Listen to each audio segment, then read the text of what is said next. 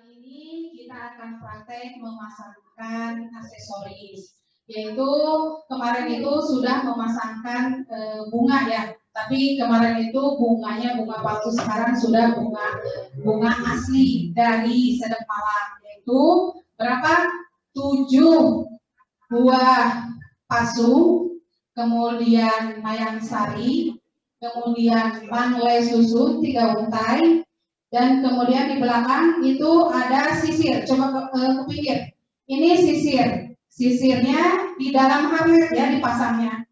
Jadi masuk ke dalam itu satu pasang, yaitu kiri dan kanan serta panater. Hari ini kita akan memasangkan aksesoris dan akan dijelaskan ada filosofi di dalam pemasangan aksesoris. Saya akan praktekkan cara memasang aksesorisnya dan nanti Bu Sumani akan menjelaskan apa yang terdapat di dalamnya. Oke, kita mulai ya. Kita pasang 7 buah kembang goyang, 5 ke depan dan 2 ke belakang. Itu semua ada filosofinya, nanti Bu Sumani yang menerangkan. Silakan Ibu. Assalamualaikum warahmatullahi wabarakatuh. Terima kasih atas teman-teman yang izin. Ini satu gambaran. Jadi maksudnya supaya memberikan semangat ya. Setiap yang dikenakan harus ada makna. Jadi jangan sembarangan asal saja mengenakan, tidak ada artinya, tidak ada tujuan, tidak ada keindahannya. Jadi untuk kembang tanjung, untuk kembang goyang ya, itu dipasang 5 ke depan. Kenapa 5 ke depan? Mungkin yang belakang-belakang yang belum ada semacam kebiasaan ya, atau misalnya belum ada penekanan, kita ke depan saja, tidak bicara ke belakang. Ya Bu Tintin tidak tahu ke belakangnya di mana, mudah-mudahan ke belakang juga baik gitu ya. Jadi kita yang ke depan, yaitu 5 menghadap ke depan, kita ke depannya dari mulai hari ini. Kita jangan lupa, satu hari satu malam itu ada kewajiban kita sebagai kaum muslimin untuk melaksanakan sholat 5 waktu. Ya, jadi itu makanya kita bicara tentang filosofi daripada 5 buah kembang goyang yang menghadap ke depan. Jadi mulai hari ini jangan ketinggalan, jangan melupakan. Adapun nanti akan dipasang 2 ke belakang. Nah, biasanya suami istri itu ya pengantin, sekarang udah jadi pengantin misalnya, pengantin laki-laki dan pengantin perempuan itu punya latar belakang, ya, punya masa lalu, ya. Jadi kedua-duanya punya masa lalu. Nah, orang tua itu suka bilangnya segala juga pamali, nggak pernah dijelaskan. Tapi kalau untuk zaman dahulu, zaman ibu begitu ya, kalau disebut pamali ya udah aja, kalau dilaksanakan itu tidak akan menjadi manfaat atau akan ada terjadi sesuatu gitu ya. Jadi udah kata orang tua pamali ya udah mengikuti daripada apa yang dikatakan oleh orang tua. Kalau di zaman sekarang bisa begitu? Nggak bisa lah. Sekarang itu pastinya nanya kenapa ini yang ke belakang kenapa nggak ke depan semua gitu ya. Nah ini kita jelaskan ya bahwa pada zaman dulu dengan sekarang itu ada perbedaan. Kalau zaman dulu ya menikah ini satu sama lain itu kadang-kadang direremokkan, ya, dijodohkan, ya. Kadang-kadang tidak mengenal satu sama lain, ya. Jadi makanya ada meyuk seru, ada upacara-upacara sebelum pernikahan, ya. Kalau zaman sekarang tidak. Tapi yang 2 ke belakang tetap saja harus dijelaskan. 2 ke belakang ini pengantin laki perempuan punya latar belakang. Nah, kalau sudah ada di tempat tidur laki-laki dan perempuan, tidak diisinya dongeng, tidak diisi. Wah, Zaman dulu mah saya punya pacar, rambutnya panjang gitu ya. Kalau sekarang kan rambutnya pendek, nah itu akan menjadi percekcokan yang sangat yang nggak jadi lah tempat tidur dipakai keindahan, paling kepala saya begitu ya. Jadi semua menyimpan masa lalu, tetapi dijadikan pedoman oleh keduanya.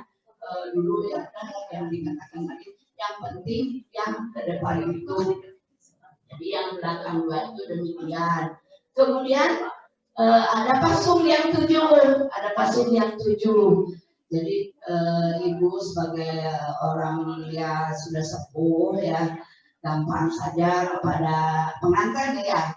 Kalau kepada yang nonton pengantin itu mah udah dinasihati ya Bu Titin ya.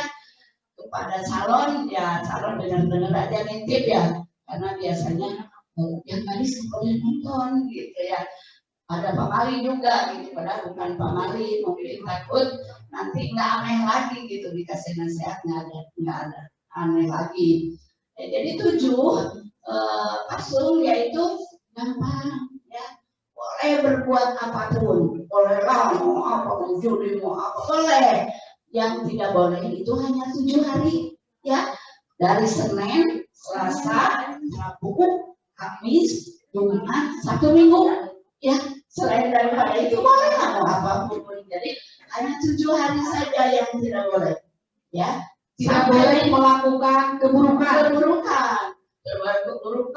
nggak boleh ngomongin orang, nggak boleh kita punya uang sedikit ya, karena nanti digambarkan dengan motong kembang turi ya. Kenapa aku didungkan? Itu ada artinya Bu Titin ya. Sekarang lagi nggak motong kembang turi ya, karena di pertemuan kedua sudah dijelaskan ya, tentang kembang turi. Sekarang sanggul ya ini ya, bunganya yaitu ada penetep. Nah, coba ke belakang ini ya, pengantinnya balik ke belakang saya. Nah, sebentar ya, berdiri aja berdiri. Nah, ini penetep, ini ada penetep. Bukan sembarangan nih penetep nih. Ini penetep ini garisnya 3 ya. Tapi kalau sudah diisi bunga harus menjadi 4 cm, harus rata ya ini penetep.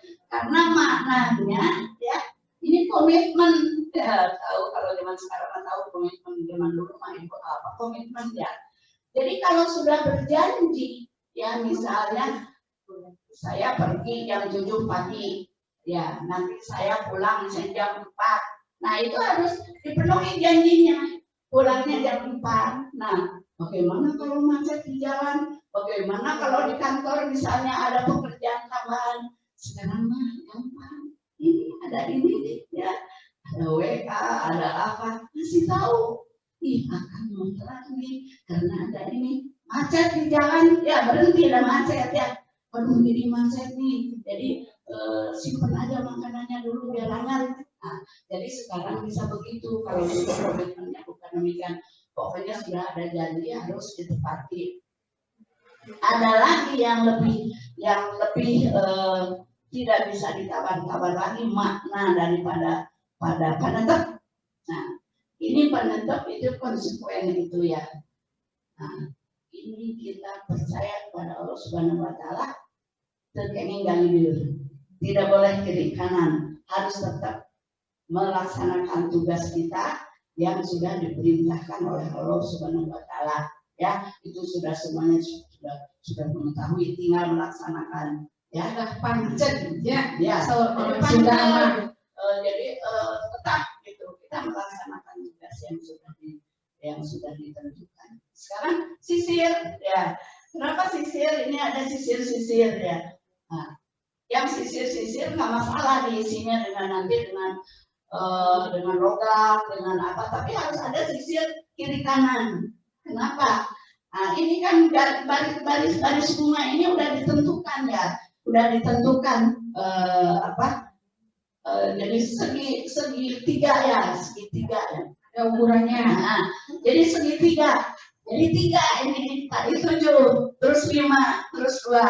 3 juga ada artinya loh. Nah, artinya kalau kita berbuat 1 kali ya, nah terus yang kurang. Katakan 2 kali deh.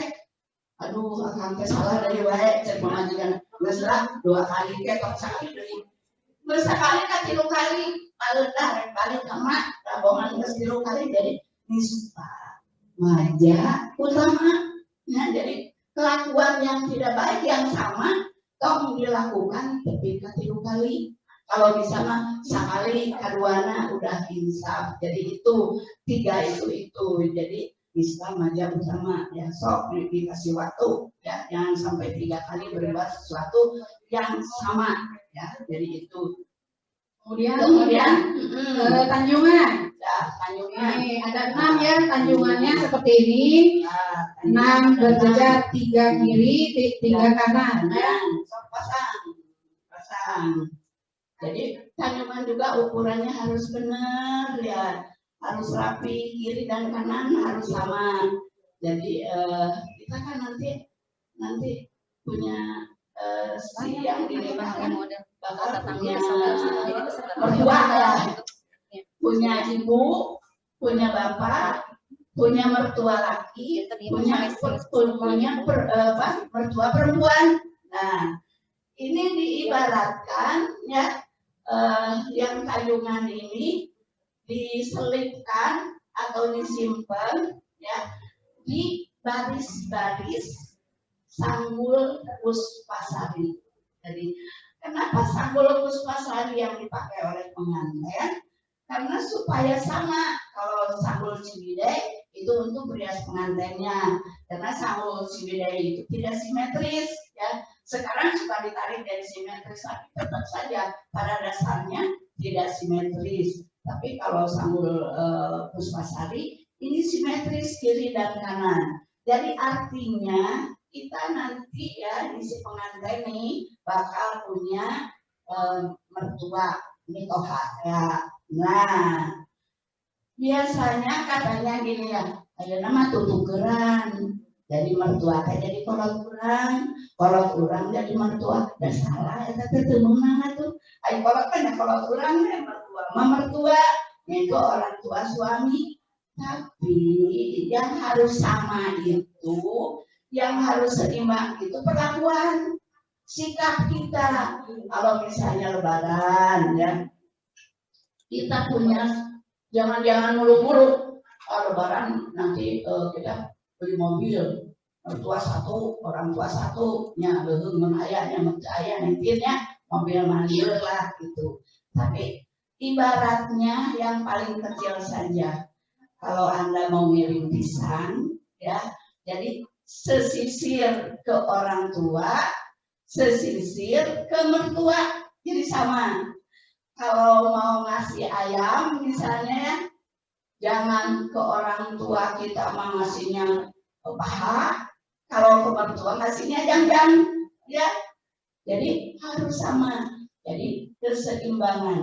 keseimbangan dalam kepribadian, dalam perlakuan sehari-hari, yaitu digambarkan dengan puspasari yang simetris, kiri dan kanan sama. Nah, sekarang ada tanjungan. Tanjungan juga harus sama. Eta tanjungan itu sebagai perhiasan di dalam melaksanakan tugas sehari-hari. Jadi artinya tugas sehari-hari suami dan istri itu jangan sampai membosankan, jangan sampai monoton istilahnya. Kalau si istri di rumah masak sayur asem, di Senin tapi ke satu sayur asem, bosan. Kita minta disuguhan sop ke orang luar. Nah, jadi jangan salahkan suami ya. Kalau nanti misalnya tidak makan di rumah karena sayur asam banyak kue ya bosan. Jadi harus ada variasi. Itu gambaran. Jadi gambarannya bukan hanya sayur asam itu, tapi kita sehari-hari jangan sampai nuis leos ada paribasa dan nanti keluar we ya ayeuna salaki di rumah suami di rumah pak maaf ya saya udah cantik nih udah dandan mau keluar nah si suami dalam hati bilang tersaha itu teh ngagelis teh geuningan keur keluar Ai di rumah jedak jadi jedau nyata artinya cemisiran ya baju pondok sabelah bahasanya kemudian dia ketinggalan salikutan ke jero kamai jadi artinya haluis atau berdandan yang rapi itu bukan hanya untuk keluar, tapi di rumah juga berdandan yang rapi. Tapi bukan berarti di rumah juga pakai kain yang ini, pakai misalnya berukat, pakai perhiasan dipakai semua di rumah, cigaretnya tidak. Tapi pakaian rumah yang sederhana tetapi tetap memakainya yang serasi. Jadi isu daster, sore daster, puting kimono. Jadi bosan suami itu. Jadi nah laki-laki saling menghargai sehingga tidak terjadi pertengkaran di tempat tidur karena yang dua itu tidak menceritakan pacar belum ya anggotanya itu 3 jari dari depan ini jaraknya. Jadi ada aturannya ya Bu, cara pemasangan turun ini 3 jari dari amis jauh ya dari batas rambut. Jadi ada semua juga 3 itu yang tadi sudah saya ceritakan, artinya 3 itu ya. Terus untuk keserasian ya kelihatan ratunya ya. Ini kan ratu ya dengan adanya kota itu jadilah dia seorang ratu ya. Jadi seorang istri adalah ratu, seorang suami adalah raja ya. Memerintahnya yaitu di rumah sendiri. Jadi ratu di rumah sendiri, jadi raja di rumah sendiri, nanti punya anak, punya cucu juga punya pemerintahan dengan aturan yang ada di rumah itu sendiri. Jadi itu. Kemudian apa lagi Budin? Nah ini nih ya, karena ini pakai sedap malam, biasanya identik dengan UJK ya Bu. Ya. Tapi boleh kalau misalnya resepsi juga maunya Bu mau pakai sedap malam boleh ya Bu, nggak pakai melati juga kan. Nah bajunya juga nih, ini bajunya putih panjang. Ini bukan buat uji kompetensi, tapi ini bisa dipakai untuk komersil. Jadi kebaya putih ini identik dengan akad nikah ya Bu, dalam suatu pernikahan ya. Ya. Terus aksesorisnya bisa pakai, kalau komersil itu bisa tanpa kalung panjang atau kalung aja, yang penting ada kalung salah satunya. Ini sudah komplit. Kalau ini bisa pakai tapi di sini nggak pakai karena ini karena benten juga ada artinya Bu. Ya, benten itu ada artinya ya Bu. Nah, kita jelaskan dulu nih, apa sih artinya benten itu ya? Jadi benten itu sebagai istilahnya itu penahan ya. Kita harus tahan lapar. Ya, kalau misalnya kita punya makanan satu suap, ada tetangga yang tidak makan sama sekali, kita tahan gemulnya, suap itu dibagi 2. Itu tandanya dari benten itu sendiri. Ya, jadi kita harus berusaha melihat kiri dan kanan. Ya, kalau ada yang kiri kanan tidak makan, kita bagi 2 dengan suapan-suapan yang akan kita makan. Itu. Jadi jangan lupa sodakoh ya Bu. Sodakoh. Jadi ketika sudah suami istri sudah berumah tangga, jangan lupa sodakoh. Jadi menahan diri ulang mak tapi jangan kencan. Jangan serakah. Menahan daripada apa nafsu kita yang tidak terkendali. Jadi dikendalikan dengan benten. Karena pada dasarnya nanti kalau pada kenyataannya kalau pakai benten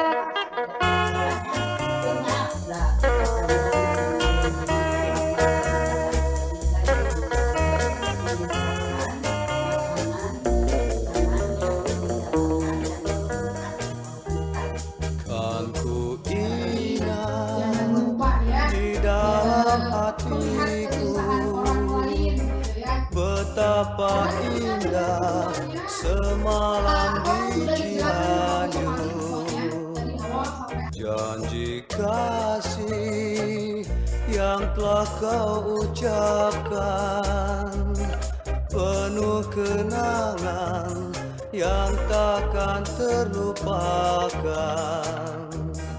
Tapi sayang, hanya semalam berat rasa.